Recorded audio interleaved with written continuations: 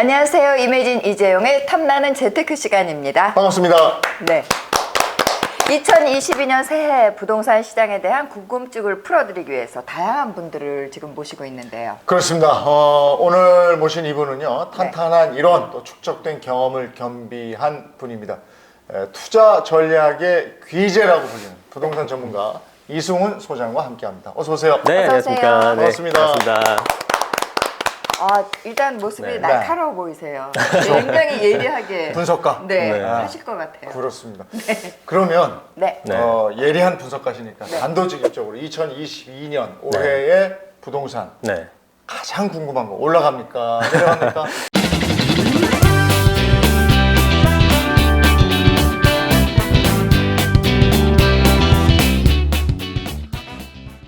(2022년) 올해의 부동산 네. 가장 궁금한 거 올라갑니까? 내려갑니까? 이 질문을 참 많이 받는데요. 제 의견으로는 올라갑니다. 올라갑니다. 네, 여봐. 올라가요.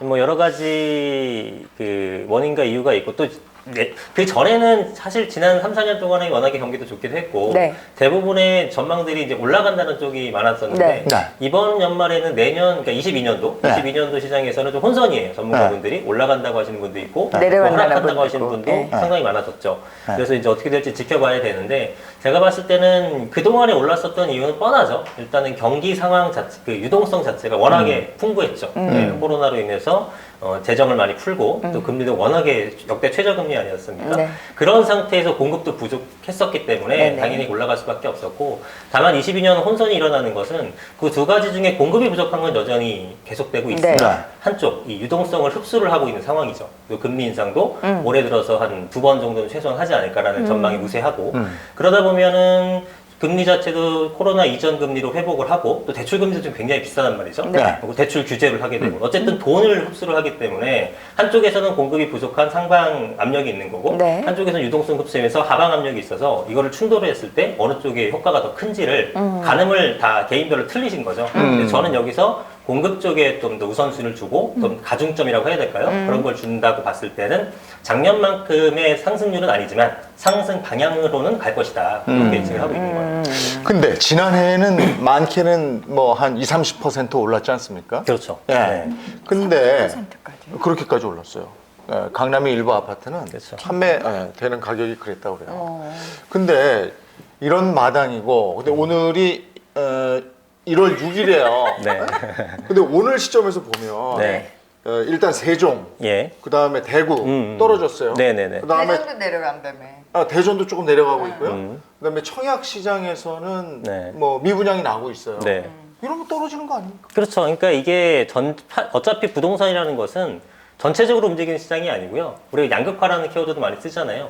지역별 분석을 좀 달리 해줘야 되는 부분이 있어요. 전제를 항상 까는 게 올라가는 지역이 있고 또 하락하는 지역이 있고 이렇게 다양한 거지 뭐 전국이 다 올랐다가 전국이 다 빠지고 이건 아니거든요. 그래서 지금도 거래량이 없다고 하는데 거래량이 없는 게 두 가지 이유가 되는 거죠. 하나는 매수자들이 그 금액을 사지 않기 때문에 거래가 없는 그런 현상이 있는 거고 오히려 강남이라든가 이런 압구정동이나 반포나 이런 쪽 가게 되면 역시 거래가 없는데 현장을 가서 그 부동산 사장님들하고 얘기를 나눠보게 되면은 매수자는 여전히 많대요. 매수자는 여전히 많은데 물건이 안 나온다는 거죠.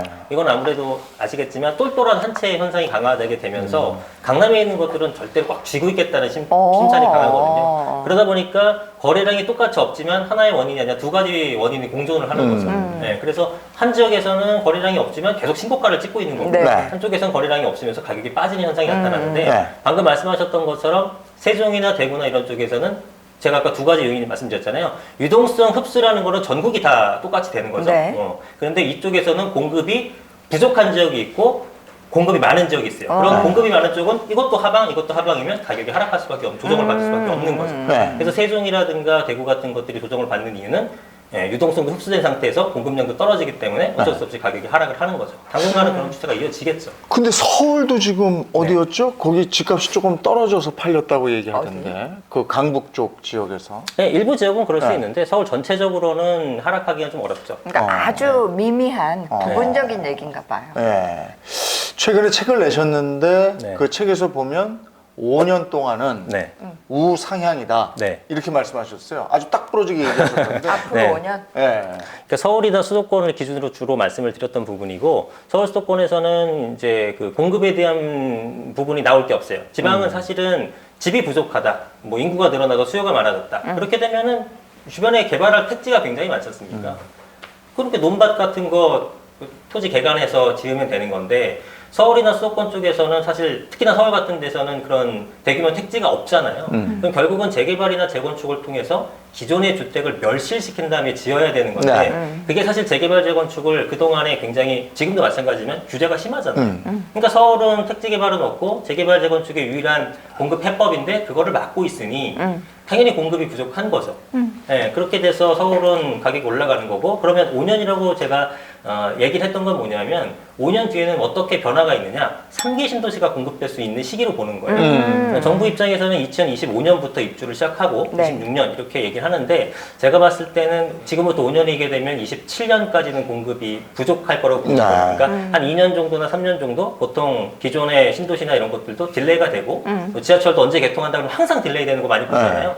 그런 것처럼 이것도 그런 현실적인 부분을 감안했을 때 한 2028년 정도가 돼야지만 입주한다고 가정하면 27년도까지는 서울이나 수도권 같은 경우에 가격이 이제 상승 쪽으로 좀 더 움직임이 있지 않을까라고 이제 예상을 해보는 거죠. 야, 그럼 대통령 임기가 5년이니까 이번 대통령 임기 끝난 다음부터 집값은 조정을 받겠네요. 왜냐하면 정책에 대해서 부동산이 많이 영향을 받기는 하는데 두 분 다 지금 이제 후보자 분들께서 공급 대책 내놓으신 거 보게 되면 네. 양쪽이 거의 한 250만 원을 공급하겠다라고 네. 말씀들을 하세요. 물론 하나는 이제 공공 위주고 하나는 민간 위주긴 한데 약간 차이점이 있습니다만 근데 이제 그렇게 공약을 내거는 것과 이분들이 열심히 일을 안 한다는 게 아니라 현실적으로 그 공약이 현실화되는 것도 굉장히 괴리가 가능성. 있습니다. 예. 지금까지 봐왔을 때 그래서 그런 부분을 감안하게 되면은 250만 원 공급이 제대로 될까라는 부분과 맞물려서 생각해 보게 되면은 결국은 제가 볼 때는 한 4, 5년 정도는 아마 공급이 서울 수도권은 쉽지 않아 보이고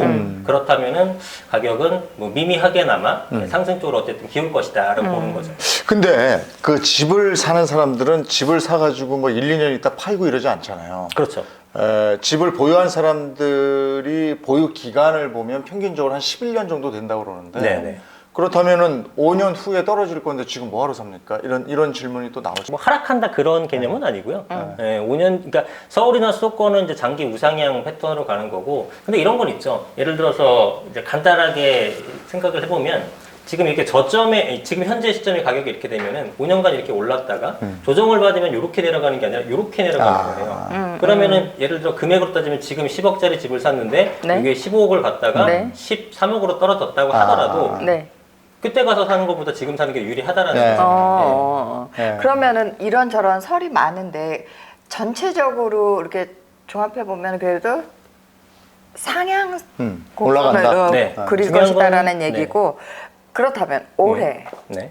집을 꼭 사야 되나? 그러니까 올해 집 사는 거에 대해서는 어떻게 생각하세요? 기다리냐 사냐? 네. 뭐 아까 말씀하셨던 대구나 세종 같은 경우는 조금 기다려 보셔도 될 것 같고 예를 들어 근데 뭐 대구 시장 같은 데도 지금 공급이 되게 많아가지고 미분양이 나고 있는 건 사실인데 조금 더 조정받을 수 네. 있다. 그렇죠. 네. 그런데 그런 것들에서는 이제 결국은 지금부터 걔네들은 3, 4년 정도가 또 공급이 많거든요. 네. 그 이후에도 공급이 좀 부족할 수 있기 때문에 공급이 부족하다기보다는 다시 수요가 늘어날 수 있기 때문에 이제 분양권 상태에 있는 것들은 한번 해보실 만해요. 네, 뭐 대구시장, 세종시장 거기 공급 많아서 안 되는데 무조건 안 하는 게 아니라 거기서도 좋은 지역, 뭐 대구의 뭐 수성구라든가 동동구 쪽이라든가 이런 쪽은 또 괜찮거든요. 네. 그래서 거기서 지금부터 이제 선분양 해가지고 입주가 되려면은 한 2025년 하반기나 뭐 이렇게까지 가는 것들도 있어요. 네. 그런 것들은 그 정도 시장이 되게 되면은 4년이나 시간이 흘렀고 또 중도금 같은 것들은 이제 대출 받으니까 실질적으로 투자자나 실거주자들이 계약금, 분양가 중에 계약금만 걸고 4년을 버틸 수가 있는 거거든요. 그럼 사실은 시간이 지나게 되면은 이제 뭐 물가 상승률이 연동해서 올라가기만 하더라도 시간이 돈을 벌어주는 개념이기 때문에 그런 형태로 이제 투자를 하시면 될 것 같고 일반적인 구축 아파트나 그 실거주를 당장 하실 분들은 공급이 부족한 요즘엔 데이터가 워낙 잘 나오니까 부족한 지역들 뭐 대표적으로 서울이라든가 경기 일부 지역들 이런 지역들은 지금이라도 사셔도 돼요.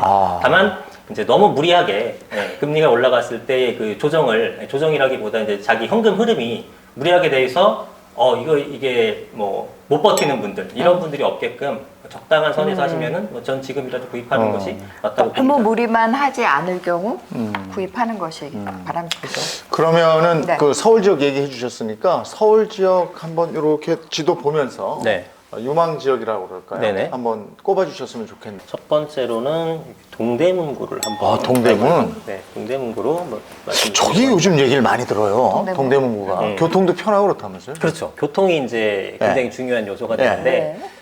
이쪽 일대 이제 그 청량리역이 있지 않습니까? 네. 청량리역이 10여 년 전만 하더라도 굉장히 사실은 네. 낡은 모습이었지만 최근 가보게 되면은 뭐 천지개벽했다라는 글쎄요, 표현이 그렇더라고요. 정확할 정도로 어마어마하게 발전을 거듭하고 네. 있습니다. 근데 실제로 지금 청량리역에 그 여러 가지 노선이 지나가지만 계획된 노선까지 다 들어가게 되면 한 10개 노선까지도 들어갑니다. 네. 그래서 교통의 이제 집결지와 허브가 되는 건데 그만큼 교통이 편리하다라는 것은 많은 사람들이 몰릴 수 있고 또 인프라가 개발되는 거잖아요. 그러니까 실수요와 투자가 굉장히 관심을 많이 받고 있는 형태가 되고 그다음에 이제 마포구나 용산구나 성동구 이런 쪽에 한강변에 붙은 것들 이제 우리 마용성이라고 표현하잖아요. 굉장히 많이 올랐습니다. 광진구도 마찬가지고 그러다 보니까 보통은 이제 서울에서는 이 위쪽에서 강북 쪽에서는 아래로 내려올수록 가격이 좀 비싸고요. 네.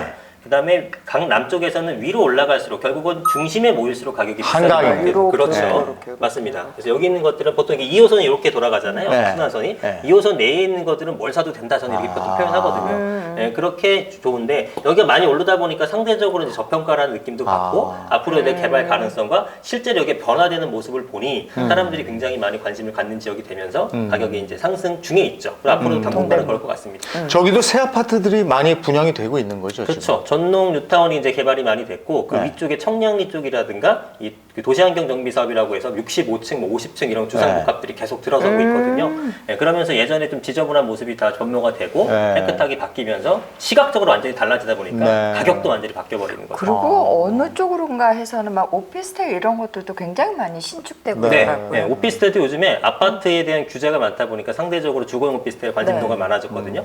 그러다 보니까 그런 어떤 시대적인 뭐라 그럴까요? 그 행운도 타고 나면서 이쪽에는 오피스텔도 굉장히 가격이 높게 형성됐는데 거래가 잘 되고 있죠. 아, 저는 이게 서울 이렇게 지도를 가지고 나오셔서 네. 당연히 첫 번째로 강남구 딱 이럴 줄 알았어요. 네, 아니면은 뭐 아니면은 네. 어디 또 뭐 마포? 맞죠. 좋은 데 있는데 뭐 이런 거는 사실 뭐 제가 말씀 안 드려도 그것이 뻔히 존재 아시는- 아니까. 네, 네. 아시니까. 상대적으로 네. 더 동대문구를 더 먼저 말씀을 해주셨고요. 네. 네, 자, 다음 두 번째. 거는 두 번째는 이 영등포구로 갑니다. 영등포. 네. 영등포 중에서도 이제 여의도 쪽이 아니고 네. 여의도 좋은 것도 다 아시니까 예. 네. 그쪽 말고 영등포 역사 부근이 있습니다. 네. 거기가 이제 행정구역명으로는 물레동이 되거든요.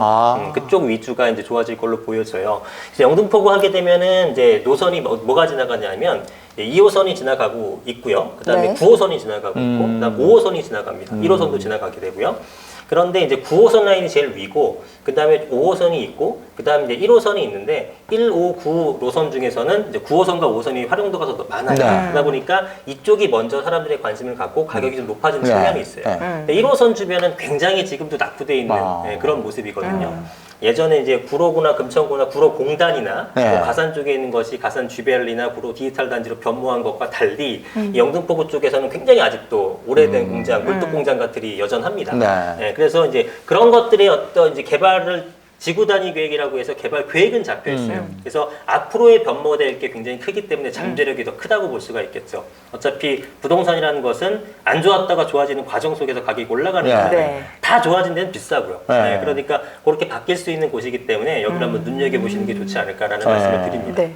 자, 이 영등포구. 네. 네. 그 일대가 굉장히 중요한 게 이쪽 용산구서부터 영등포구, 그 다음에 이제 구로, 그 다음에 인부천 라인으로 해서 네. 요 라인이 굉장히 중요한 발전 축이 됩니다. 아, 그래요? 네. 그래서 그런 부분에 중심에 있기 때문에 네. 그런지 아직은 가격이 상대적으로 비싸지 않을 때 한번 고려해 보시는 것도 예. 좋다는 판단이에요. 영등포. 네. 자, 영등포구가 중공업 지역이기 때문에 네. 개발될 게 많습니다. 참. 세 번째 한 세 곳은 번째는 뭐 양천구 쪽으로 가볼게요. 오. 목동.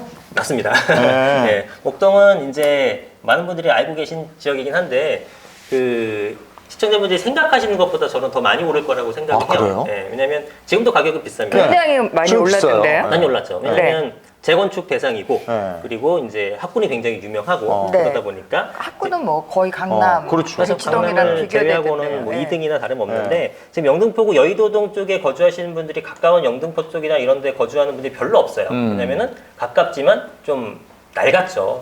그래서 이쪽으로 넘어와서 목동 쪽에서 많이 거주를 하시는데 이제 목동이 장점이라고 하면 재건축이 이렇게 하나 되는 것보다 전체적으로 되는 것들이 훨씬 더 파급 효과가 네. 큽니다. 아. 네, 모여 있다라는 거죠. 네. 목동과 이제 노원구가 80년대 후반에 지어진 택지개발 지구인데 노원구보다 아무래도 이쪽이 훨씬 더 가격 상승은 크겠죠. 가격 네. 자체가 비싼 동네이기 네. 때문에.